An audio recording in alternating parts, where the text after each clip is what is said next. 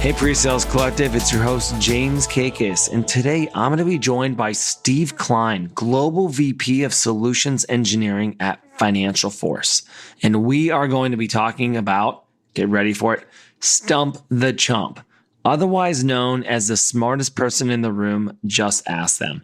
I'm really excited for today's episode because the concept of Stump the Chump was something that was introduced to me in my first days of being a pre-sales engineer. And if you don't know what this term means, you're definitely going to understand what it means about 5 minutes in today's podcast. And if you do know what Stump the Chump means, it probably brings back some memories of some meetings that you wish went a different way. But it's something that we need to know how to navigate in our sales process, because these situations can be extremely dangerous and they can be extremely impactful on the success or failures of a deal. So definitely enjoy today's episode. Hey, Steve, how's it going today? Going all right. Surviving captivity. Well said. How have you been surviving captivity for the last couple of months? You're a global leader, so it's got to be pretty different and pretty impactful. It is. The life of an SE and an SE leader is on the road. So being home for this amount of time all at once is interesting, as well as my team, who's used to being in front of customers, is now we've pivoted to doing everything 100% remote. In fact, we closed a very large 6-figure deal down under with no customer contact, end to end. So we're going to dig through that and build a use case and see what worked. My guess is that's probably a first in your career. Would I be right on that? It's a first in my career for a deal that size, yeah. As an SC leader, my philosophy is if you're asking for something over 6 figures, you got to go see them at least once. And this was done on a 3-year deal. This was done 100% with no introduction, no interaction directly with the customer. It's crazy. Congratulations. One question before we kind of get into today's topic is, as a global leader and your team being grounded, I mean, I can't imagine that you've been grounded for this long in your career, but have you had to make any crazy adjustments in terms of how you manage your team or how you operate in general? We've got folks with kids at home now. We've got folks with another generation of family living with them, whether it's a mother-in-law, a father-in-law.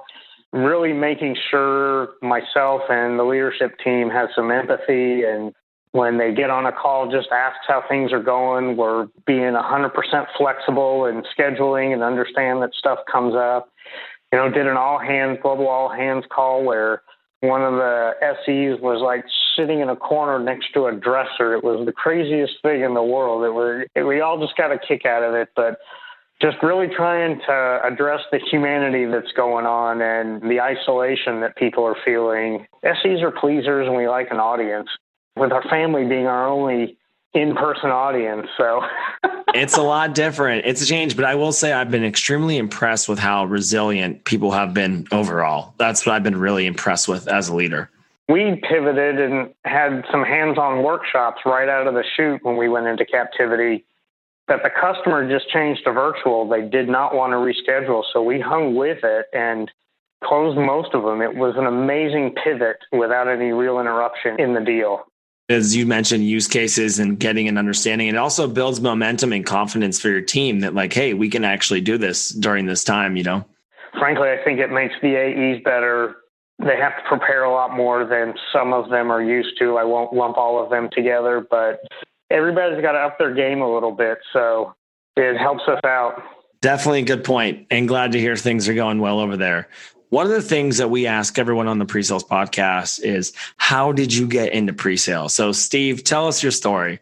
Like most SEs or pre-sales folks, I started out as a financial analyst with the Department of Treasury and got thrown into technology there, running a rebid and then implementation of this cash concentration system. And I had no technology background. Did a swim through the telecom boom and bust, and then spent time in consulting with a company. I was a consultant in the field. I was a delivery manager, and they sold products as well. And one of the local AEs really hated their SE, to be honest with you, but thought I'd be good in pre-sales for a solution that at the time that was focused on managing and running a consulting organization. So that was in 2004 that I made the jump, and been an individual contributor and a director, and now I run a global organization. It is great to hear. One question I will ask you on that is, do you feel like working and being in delivery has helped you be a better pre-sales individual? I do. And in fact, we have some converts on our team that have come from delivery onto the sales side as well. So it's an extra level of credibility when you get in front of folks. And it's really good when we get into the topic we're going to talk about today, if there's an ex-delivery person in the room. Absolutely, which is a great transition. And I am really excited for this topic. So today's topic of Stump the Chump. Just a quick story is that when I first got into pre-sales, I had come from post-sales myself. And my manager at the time said, look, there's just one thing you need to learn. There's going to be someone who's the smartest person in the room, and they're going to attack you. And you need to just go right back at them. And I was like, what are you talking about? And then I learned real quick in the fire. And I think this is a very timely and important and impactful conversation for people, because these are skills in a conversation that we don't really get taught in 101, right? So I'm really excited to hear your perspective on this. And maybe you can start by telling us a little bit in your words of what is Stump the Chump. So we've all been in demos where we start getting peppered with questions on minutia. Why is this button blue? This is not how we do it. How do you handle this? Is this particular data persistent? It's someone who may or may not have been part of the process up until now. A lot of times it's someone that's brand new to the process, right? It's a technical person. It's an end user. It's someone who's just been thrown into this, who just takes you off your flow right out of the chute. So you're going through your story and they're asking you all kinds of stuff that you'll either get to later or has nothing to do with the business problem being solved at hand. We've all seen this person in a demo. You know what I've realized is sometimes that person is someone who's on the defensive. Like maybe they've actually been responsible, or they own a certain IT or technology implementation. You're kind of getting in their turf, and it gets very political. And you're right. Like, why is that button blue is the question that just drives me mad, right? It's like, oh man, why are we asking this? For you, Steve, like once you've identified that person, what do you do next in that scenario? First and foremost, I take my hands off as an individual contributor. I take my hands off the mouse and keyboard, because as SEs, when we get challenged, we're ready to go. It's like, I'm going to be smarter than you. And you have to resist the urge to just start showing things. Don't fall into the trap. This person is trying to disrupt this demo and totally take you off your game and swerve into a ditch, into minutia that loses the rest of the room. Just let them get out whatever they're trying to get out at that time. And then start being curious. There's a gentleman named Barry Ryan who teaches a selling through curiosity that teaches you to just start asking questions. I approach it from a human standpoint first to try and figure out what's driving this line of questioning. Where is this coming from? How does this person fit into the picture? Do they feel threatened because the problem you're trying to solve is they own it and there's some exposure here? And then you've got to decide what level of disruption you're going to take from this. Now, if you have a good AE, or even better, if you've got a champion at the customer, see if they'll stand up and take control of the room first. The best is if the champion at the prospect or customer does it, because then you're totally out of it. If you've got a good AE, their ears will perk up and they'll stand up. If I'm in the room with them, I try to move closer to where they are. So I'll move away from the podium and really try and engage into a short conversation to see if I understand what's going on. If there's time, ask questions. How do you accomplish that today? I can't tell you how many times I've been asked about, well, does your product do these 27 things this way? And, well, do you do it that way today? How do you do it today? Well, no, we do it in spreadsheets today. Oh, okay. So we can get there, but you're talking about going from 0 to 1,000. So, and it all depends on how much time you want to take for the disruption. Like I said, the customer champion may take over, which is the best outcome. Hope the AE is paying attention and properly running the meeting or the Zoom. Zoom makes this very difficult, by the way. And either build a parking lot, offer a follow-up, offer a one-on-one follow-up with them to better understand, or say, if you've done a flow for the demo, hey, I'll cover that in this part of the flow.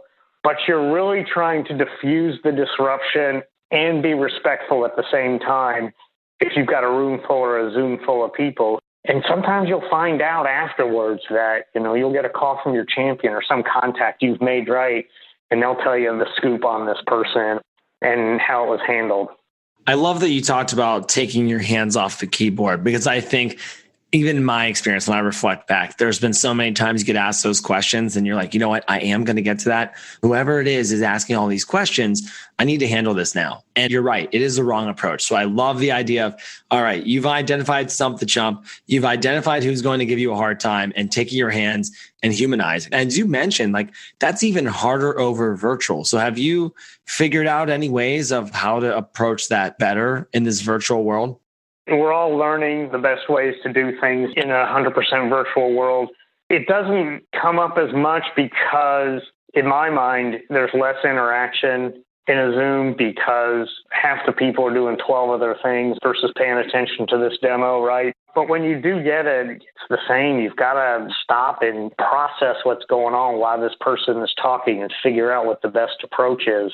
Early in my career, for the longest time, I bow up, right, and show that person, well, let me just show it to you real quick. And then that person takes you down a rat hole and you're done, right? You've got to figure out how to recoup in your story. So instead of meeting the conflict, you've got to figure out how to diffuse and understand what's going on. You brought up a really good topic about having your champion step up, because you're right. That is the best case scenario. Are there times in your career or with your team in execution now that you've prepped the champion or said, hey, who is going to give us a hard time, and how have you walked them through that conversation? I always find out who are our allies and who are our enemies to an extent, right? And a good champion will know who those are, right? This group of people does this today. They think they're going to lose their job. They're going to be the problem. Or these people do it in spreadsheets today and just want to replicate what I like to call spreadsheet technology in a solution where they can change the answer if they don't like it. And then who the champions are. Now, I've also gone through a session where this has happened, and my AE has approached the champion afterwards and had some conversations with them about why were we not aware of this group, this person, whatever, and almost challenging the champion to step up in this deal. Like, that's what you always want, right? You want your AE to work with your champion, and your champion's got to be the one at the end of the day who's knocking on the door saying, we need this, delivering it to the CEO's office. If it's not the CEO, that is definitely what we want to see. We've talked about this a little bit so far, Steve. In your experience, maybe you can expand a little bit further. Like, who do you typically see playing this role in these calls? This role in these calls is usually an end user / practitioner, someone from IT when you get thrown into the IT world. It could be someone who has been told to go look at solutions for this who really doesn't want it. It could be the person leading the sales process, may not be the decision maker. And sometimes it's the decision maker who is trying to scuttle the whole project because it's not really seen as a problem. You really find out whether you've got a real deal or not if it's the decision maker that takes you to this, because you've missed the person that has a measured business objective to fix the problem. Could be someone who says that they are the decision maker and you find out, no, you're not, apparently.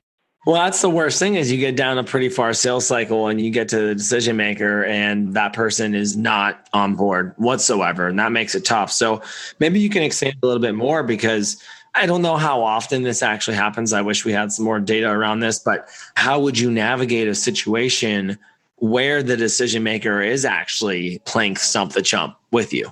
When that happens, you've got to use a break to get your AE, to get your champion together and figure out how to diffuse that person.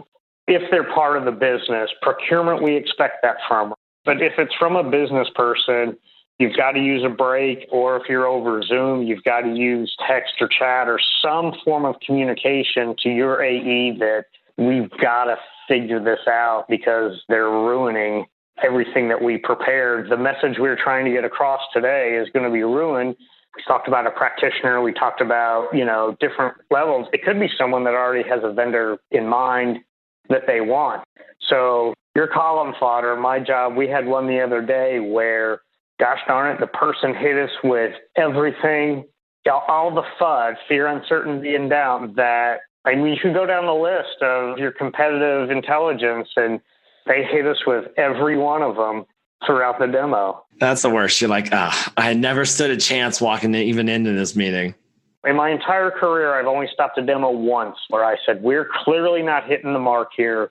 Let's decide what's happening here. And you know what? We ended up ending it there, and, it wasn't nasty. And that's what you need a good AE for, is to recognize that it's a waste of their time. It's a waste of the AE's time on deals that they should be going after and winning. It's a huge waste of an SE's time. And more AEs are learning the value of an SE's time. I think it's come a long way in a very short period of time, where before we were thought of for the longest time as a commodity that, just do what I tell you to do. You don't have, just demo. It's the worst. Well, I think we're definitely on that trajectory. Those are things that PreSales Collective are continue to try to do, and seat at the table is important.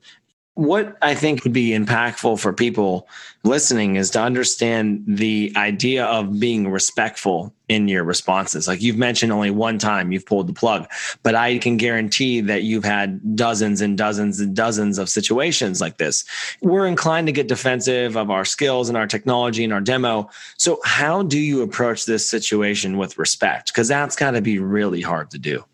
Everybody deserves a monicum of respect of some sort, especially someone you haven't met or someone in a room that is very passionate for some reason about whatever is in their head that they're taking out on you.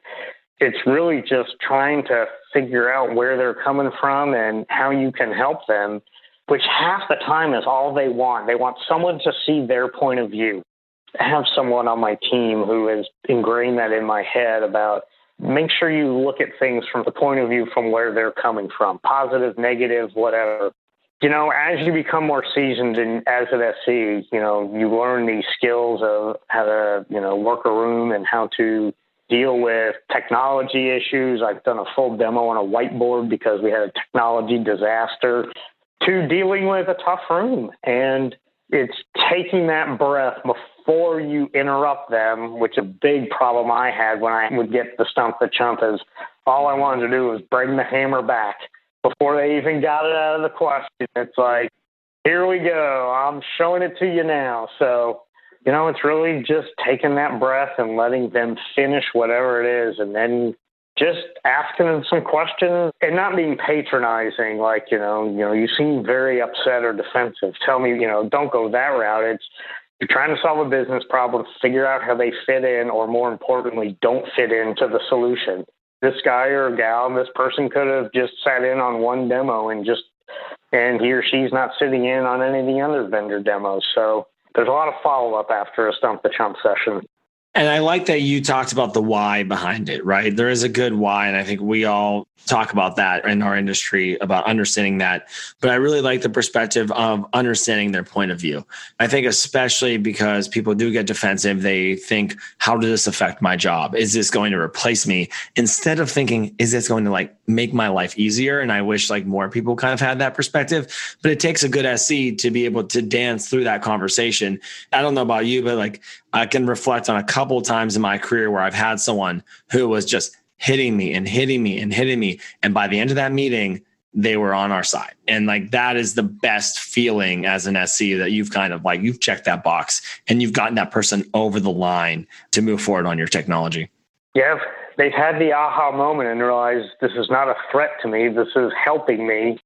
And that's the whole thing with demos. The larger the room, the more people you've got to answer the question of what's in it for me. You're playing with other people's motivations and other people's values, and it's tough. It gets harder, but I think you bring up a good point there. So I want to ask you a follow-up question. What kind of advice do you have for people who have walked into these demos, they've walked in these presentations, they've just been hit, they've been hit. If you've had somebody, you didn't get them across the line, what's the advice you would have for handling that? Depending on where they fall within the decision chain. So if it's a decision maker or even an influencer, try and get some time with them afterwards to make sure, did I hit on your questions? How can I help you further? Offer them some one-on-one time. 60% of the time, you won't hear from them, but the offer's been put out there. You've copied the champion and the people leading the process on the other side. 60+% of the time, they've gone away. But the other 40% is where you can win them over because A, you're giving them the one-on-one time with you. So you're meeting them to just dive deeper into, here are the things that we discussed. Let's talk about where we can help you with that because the broader problem may not be solving their problem. But if you get down into it with them, you'll get what their problem is and you can provide a solution for it. And a lot of times the discussion takes care of it. They don't need to see anything. Sometimes we'll send a follow-up recording of some sort. It's personalize it and kill them with kindness. That's a great perspective. And I think people listening will definitely take that as good action. And so to the other comment you made is about refining your technique. Maybe give us some advice and some actionable advice on this perspective. The worst thing for me is listen back to a demo that I've done, but it's the most valuable. Demoing to your peers is the hardest thing to do and have them start peppering you with objections and where your pitfalls are. And, you just learn from it over time about you're actually not hardening yourself, you're softening yourself into becoming more of a consultative sale, more of the business acumen, the consultative acumen and sales acumen, as well as the technical acumen. I think there's been a pivot in how SEs learn their craft, and I learned it from the gnat's detail of my first solution up versus starting with the story and backing into the configurations that tell that story. I learned too much too quickly about my first solution. Because then it gets stuck in the weeds on that as well. But I do like that you talked about peer components. One of the things when I came to Salesforce is that our new hires, we put them through peer certs, which is going through different parts. At Showpad, I call it a demo-rama. But a lot of times early in that process, you might have 5 or 6 people on the call and they play Stump the Chump. And I used to just lose my mind to be like, guys, this person is in like their 3rd week of work. Let's give them a little bit of a real simulated meeting. But Stump the Chump has a good place with your peers and with your teams, because I've actually had situations where people were out in the field and they were like, wow, that one peer cert where everyone was doing Stump the Chump actually really prepared me for that. So I do like the actionable advice with our peers. And I think that's something that everyone could be continuing to do, is practicing with your peers, refining your technique, evolving and changing. We do it as part of our interview process and part of onboarding, but we don't really bring in the Stump the Chump into that part because, like you said, they haven't been here long enough to know where the pitfalls of their solution are and to know what those questions are. However, I guess there is a flip side just to see how they handle it from a personal and how they just handle that stress to begin with, right? I don't know how fair that is that early up in their onboarding, but I get it, right? Because, you're going to face it sooner than later when you turn loose on deals. That is the absolute truth. It definitely has a time and a place. And you need to be prepared to face it without the champion helping you and to be realistic without the AE stepping up to help you either. Thanks for that advice, Steve, because I think it's super actionable and impactful, and people can take today's podcast and bring it into life for sure. Before I let you go, I got to ask you 2 questions in terms of how we sign off. What is your favorite thing about the pre-sales role? I've got 2 of them. So as an individual contributor collaborating with an AE on well thought out deals, SEs are pleasers and love to see AEs who own their accounts and opportunities and include the SE all the way through the strategy. I had a woman I worked with at Oracle who was phenomenal. And I had a gentleman here when I was an individual contributor who, depending on the stage of the deal, we talked 3-4 times a week just to think about that one deal and what we can do. As a leader, I love working with SEs that are early in their career, learning the craft, as well as others that are more seasoned, challenging them to be more creative in how they demo and do things. It's very easy as an SE to get in a routine. Then you've got to start thinking about how to do things, show things differently and be creative, especially now, right? When you're trying to keep your audience engaged. more important than ever. But I do like, you mentioned this earlier, just being co-pilots in deal strategy. It makes a world of difference, especially for even job affinity. Steve, what advice do you have for people who are really trying to make an impact in their role? Learn the stories before the solution, or learn the stories that your solution solves. Start from the top down and not solution feature function up that's hard to get out of. Develop your style as you onboard, in your career. You're going to get overload on the solution. You've got to figure out what your style is. You'll watch a million recorded demos. You just have to define what's going to work for you within the framework of what you're trying to sell. And then, as was mentioned on a podcast, you can be a leader without a title. Get your brand out there with other areas of the company, not just within sales, and how you can help with marketing, with events, product development. We've got RSEs, we've got SMEs defined that work with product development on future releases, and then share successes and lessons learned from losses. The accolades are great on the wins.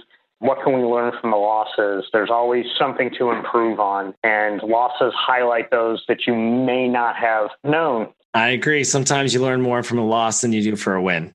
Thank you again for your time. It's been great talking to you, and even preparation for this. Always like to hear your perspective on these types of subjects.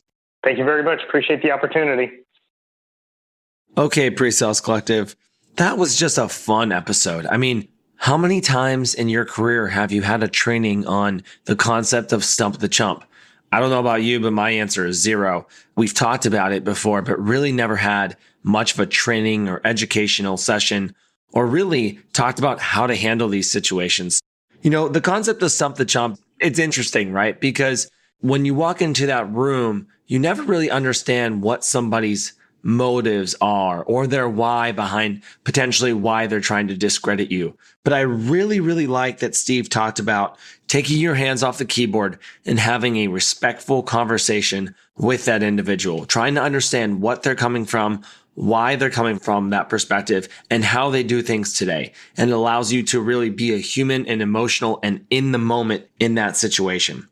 When it comes to this type of concept, understanding when you have a customer champion, who might be that person in the room, and do they have decision-making power? Why are they going to do this? Are they threatened because they're the owner of a project? Do they think it's going to change their job scope? Understanding that information from your champion ahead of time is critical. And even prepping your champion to say, hey, this person is going to give us a hard time in the demo, and here's why. So this is some ways that you can counter that conversation to make sure it's more effective. Having your champion lead and having that person be the individual who has your back in this call is really important, and it's really fundamental to moving a deal forward. And the last thing is, if you have someone who is playing Stump the Chump with you and you don't break through in the meeting, offer a one-on-one conversation. It's always easier to get to know someone, to understand their motivations on a 1-to-1 or 1-to-2 basis. Okay, PreSales Collective, thanks again for listening to another episode. As always, please like, follow, share. Let us know how we're doing, and we hope to see you back next week. Have a good one.